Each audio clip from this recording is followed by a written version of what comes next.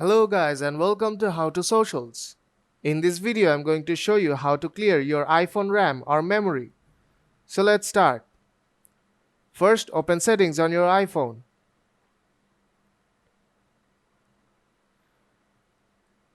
Now tap on accessibility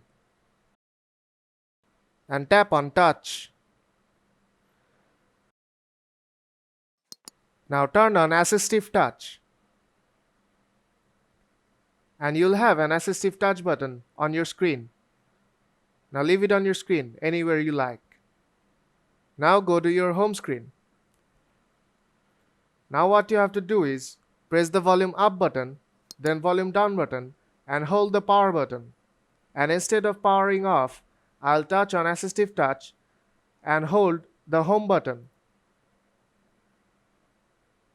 And it should bring you to this page where you have to enter your password. And if this page pops up, then you have done the process correctly. And this will clear all of your memory or RAM of your iPhone. So if this video helped you out, then don't forget to leave a like. And see you in the next tutorial.